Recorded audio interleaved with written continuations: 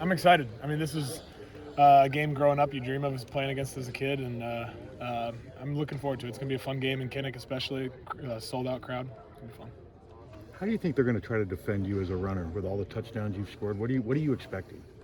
I mean, as a defense, when you're playing against a quarterback that can run, you got to have a guy that can account for him, and I'm sure that they're going to have a guy that's always going to be accounted for me in the run game. Possibly play a little bit less one high defense where they can't account for the quarterback. But I mean, we're expecting them to do something. They're always trying to make it a little more confusing for the quarterback, try to give quarterback different looks throughout the game, and we'll see what they end up doing when we come to game time. Did Penn State do that and just not do it very well? Penn State still kind of just stayed to what they always did, kind of believed that their guys were better than ours, and we just tried to attack them in the ways that we thought we could attack them. And obviously throughout the game, we saw some things that ended up working out in our favor in that quarterback run game. You guys are no strangers to knowing, like, hey, we're playing in a big game. And this is nationally televised, top of the Big Ten standings on the line. They're number 6 coming in. Are these the kind of moments that, you transferred here to play in these big games, and as a competitor, you want to be part of this? Yeah, as a competitor, for sure. This is the exact game you want to be a part of. Playing for being one of the top teams in the Big Ten, playing for the playoff hopes ahead of you, also playing a top 10 team. I mean, this is what you come to the Big Ten to play for, and to be a part of a team like this heading into a game. I believe in our guys that we have.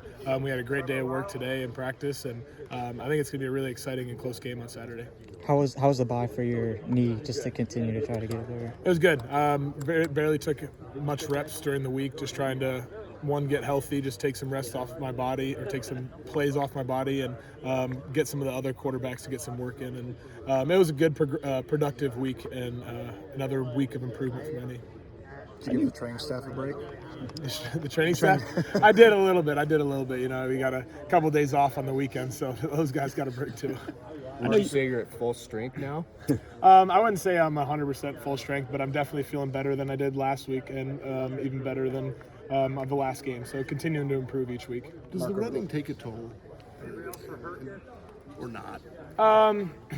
There might be some times in games where you start to feel it by the end of the game, but for the most part, I don't think it really takes a toll. Maybe it does, and I don't even really notice it by the end of the season, but I feel pretty good right now and going to keep it rolling. You've played in big games, obviously, in your career. Like, what, from your point of view, what does it take to, deliver a win in these types of games? Yeah, one, it starts with just at the beginning of the week. You really got to believe that you're going to win before you even enter that game. So just having that belief, and then once you've already committed to that, you're committed yourself to excellence, and excellence throughout the week. Really just putting everything, put your best foot forward in the film room, on the practice field, in the training room, strength training, and you're really just putting your best foot out there and being prepared to go in and win that game. That's the best thing. You've talked about it before. You're the all-time wins leader for a D1 quarterback. What do you try to do in being a leader? What is your personality, the way you try to lead a team that's been able to lead teams to all these victories? Yeah, I've kind of talked about it a little bit in the past, is kind of when I first got here, and I think the biggest and most important thing of being a leader is building those relationships with the guys around you. Because once you build those relationships, those guys get to build trust in you, and you build trust in those guys.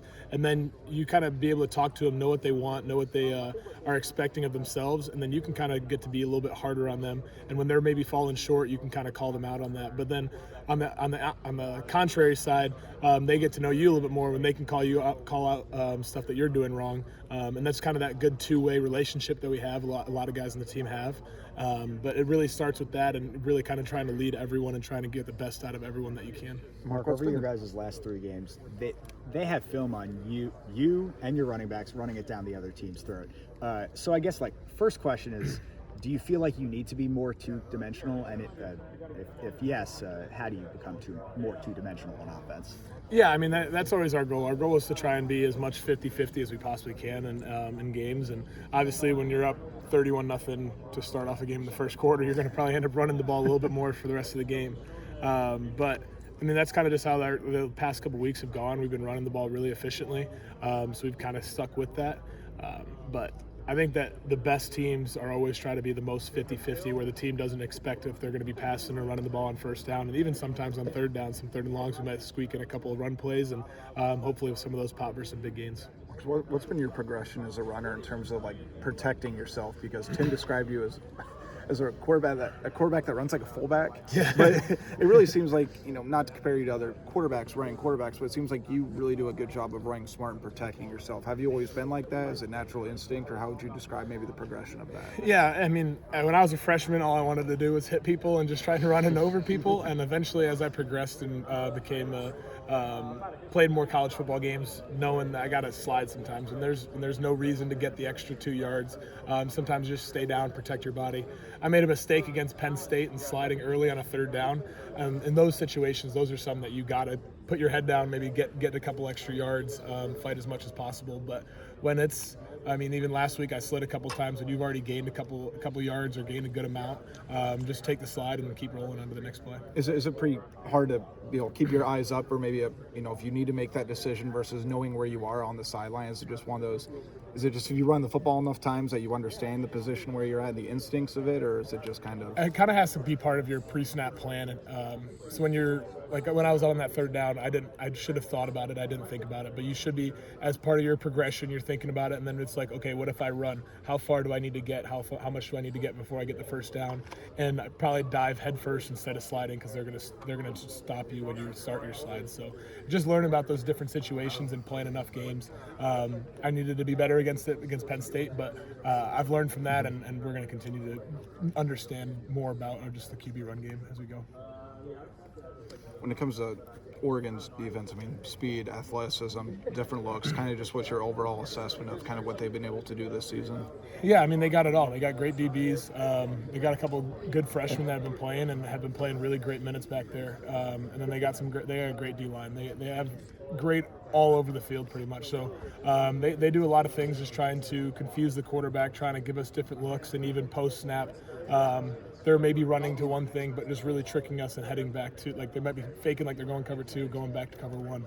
So really just trying to decipher possibly what they're going to be running, and give me the options of, okay, they're going to be in this or this, and I got to have a plan for both sides of it, and then kind of dissect it once the pre-snap or once the post-snap ends up happening. So they're a great defense. They've been playing well all year. We're going to find ways to dissect them, and when in the game, we're going to have to make some in-game adjustments for sure.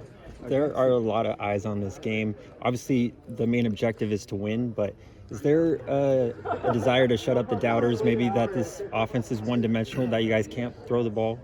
That's always our goal. We're always trying to be 50-50 as much as possible. And I know this is a big game, but again, for us, we're just trying to stay 1-0 throughout this week, trying to get the best week of practice in, get the best week or best days, learning and improving every single day that we're out here, and then just go 1-0 on Saturday. So that's what we're more worried about, is just winning that game. You talk about the process of you need to believe that you can win the game at the beginning of the week. Where did you kind of develop that mindset? We actually had Mike Hayes came into the team talking to us, one he sat with the leadership group, talked about his leadership style in the Navy, and he kind of talked about just the broad scheme of just relationships with your teammates, and how it is being a Navy SEAL when you're having to work with others, and then also lead a team like that. And one of the things that he always kind of talked about when you're doing that Navy SEAL training is when people said, I believe 99% of the time, or 99% that I'm going to make it through this. There's that 1% of doubt, and he kind of just kept on talking about, don't leave any doubt out there. Have 100% belief that you're going to win. Have 100% belief that you're going to achieve something, and your mind will automatically start kind of putting things in the right direction for you to be successful. When was that? He talked to us last week during our bye week, but that's just something that I always try to just believe in general. Is just, you got to have that belief before it can actually happen, because if you don't believe in yourself, you don't believe in the guys around you, you kind of start thinking in more of a negative way, and those things are going to pull back on you. When you have a game this